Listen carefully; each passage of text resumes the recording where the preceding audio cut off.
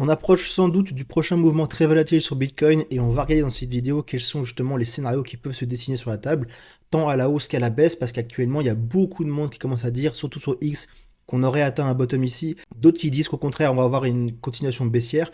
On va regarder tout ça maintenant. Juste avant, je tiens à t'annoncer que je vais faire un live exceptionnel la semaine prochaine, lundi 16 mars à 18h, pour parler de ceci. Ceci, qu'est-ce que c'est? C'est une charte qui te représente le cycle de marché sur le marché action, sur la crypto-monnaie, SP500, Nasdaq. Donc tu as ces cycles de marché qui sont juste ici au niveau des bougies, avec en ligne verte ici des récessions.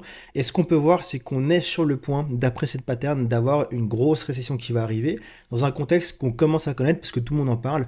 Un pétrole qui monte, un dollar qui monte également, un marché de l'emploi qui lui baisse et une Fed qui justement va être prise en étau dans ses décisions à cause de cette fameuse stagflation. Donc qu'est-ce que c'est la stagflation? Quelles sont les probabilités qu'on en ait une dans les prochaines semaines, prochains mois et surtout quel va être l'impact sur le marché crypto et sur le marché action? On y répondra dans le live de la semaine prochaine. Alors le live est public, il est gratuit et pour t'inscrire, il faut cliquer sur le lien en description et venir t'inscrire juste ici.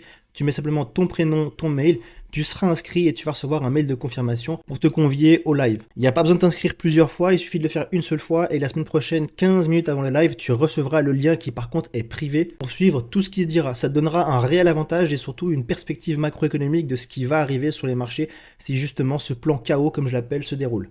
Donc au niveau de Bitcoin, ce qu'on est en train de faire, c'est qu'on est en train de suivre la cyclicité qu'il a posée depuis maintenant des années et des années. On en parlait, on avait construit un range juste ici, je vous avais parlé de nombreuses fois justement des probabilités qu'on réintègre le range et qu'on continue à la baisse si on avait un fake out. Un fake out, c'est quoi pour ceux qui n'auraient pas suivi? C'est justement un mouvement où on sort du range d'un côté ou d'un autre, puis ensuite qu'on le réintègre. Ce faux mouvement de sortie a pour but principal justement d'attraper des liquidités qui sont juste en dessus ou en dessous du range, pour ensuite réintégrer ce fameux range et offrir une continuation qui va dans l'autre sens. Donc pour l'instant, nous avons fait la réintégration et ce qu'on peut voir, c'est que déjà aujourd'hui, lundi 9 mars, on commence par avoir un petit rebond.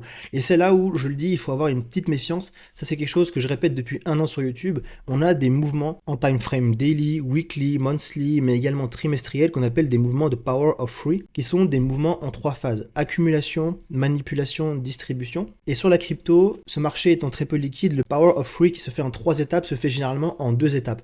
On a l'accumulation et la manipulation au même moment et généralement en début de semaine. Ce qu'on peut observer quand on est en dynamique de fond baissière, c'est qu'entre le lundi et le mercredi, on a cette fameuse chasse à la liquidité qui peut être plus ou moins volatile dans un sens comme dans l'autre. Et une fois que cette chasse est faite, on a l'inversion de dynamique et la continuité vers le vrai mouvement qui doit se dérouler et qui est un mouvement inverse. Si on prend typiquement cette sortie de range qui est juste ici, elle s'est faite entre le lundi et le mercredi. Tu peux voir que lundi, mardi, mercredi, on est venu faire une première chasse, une consolidation, deuxième chasse, puis ensuite jeudi, vendredi, samedi, dimanche, on a ravalé quasiment tout le mouvement et on est parti à l'inverse. Ici, idem au niveau de ce range-là, on peut voir qu'entre lundi, mardi, mercredi, on a fait la même chose, puis ensuite on est parti. Et si tu prends ton graphique et que tu regardes toi aussi semaine après semaine, mois après mois, et bien généralement quand on est bullish, on a plutôt un début de semaine qui est d'abord bearish, pour prendre des zones d'importance qui sont plus bas, et ensuite on monte. Quand on est bearish, c'est plutôt l'inverse, d'abord on monte et ensuite on descend.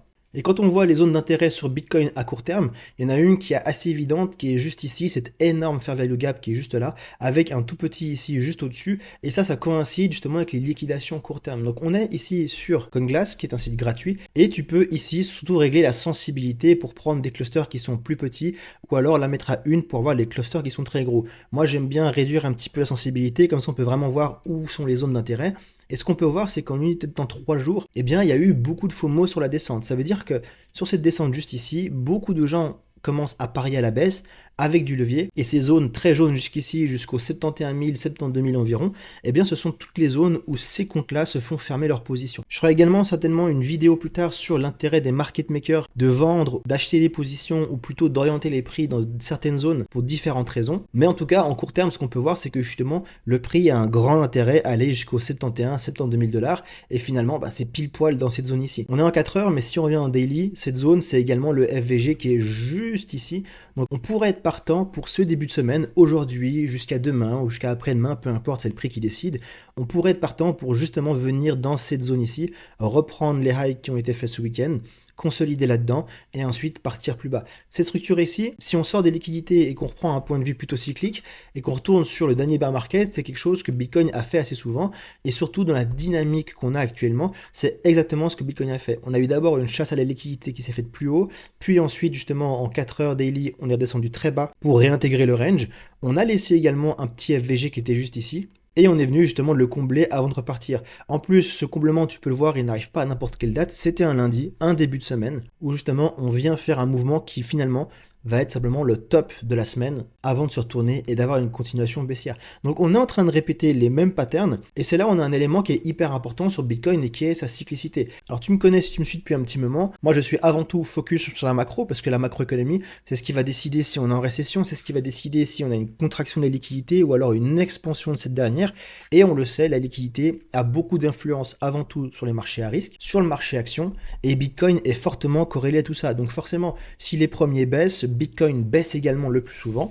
Et donc, il faut pouvoir anticiper tous ces mécanismes. Maintenant, ce que Bitcoin a démontré pour la première fois de son histoire ici sur le top d'octobre 2025, c'est que Bitcoin n'a pas suivi la macroéconomie, mais a suivi par contre à 100% sa cyclicité. Et quand on regarde justement cette fameuse cyclicité, il y a des métriques qui nous indiquent qu'on n'a pas encore atteint un bottom, notamment celle-ci, on la prendra pour une prochaine vidéo.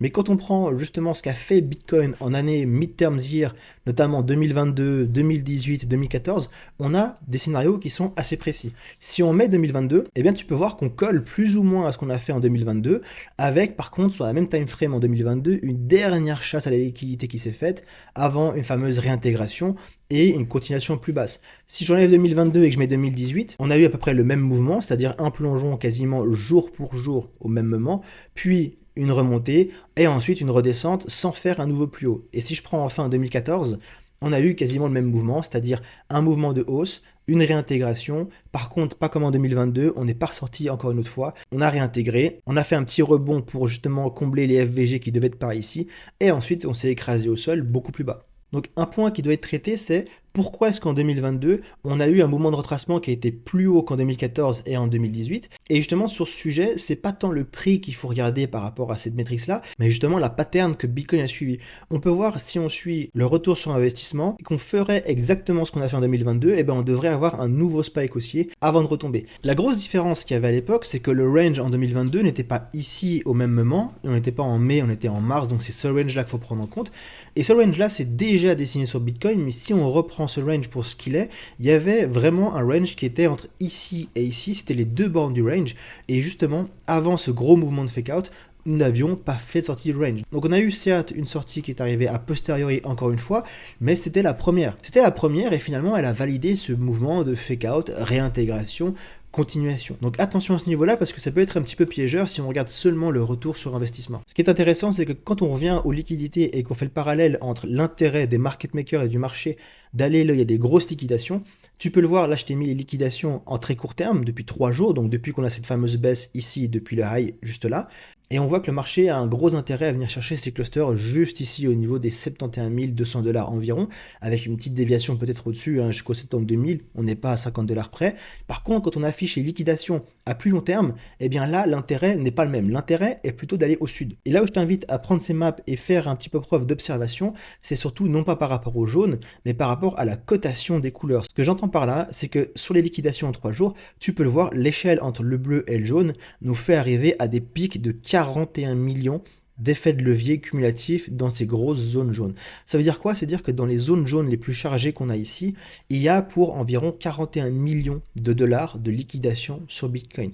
Par contre, quand on revient à plus long terme, notamment en 2 semaines, eh bien on n'est pas sur du 41 millions, on est sur du 110 millions environ. Et c'est pour ça que sur une map plus long terme, les clusters qui sont au-dessus sont modérés au niveau du bleu et du vert, alors que ceux qui sont en dessous sont jaunes vifs. Pourquoi? Parce que justement ces clusters sont beaucoup plus fournis.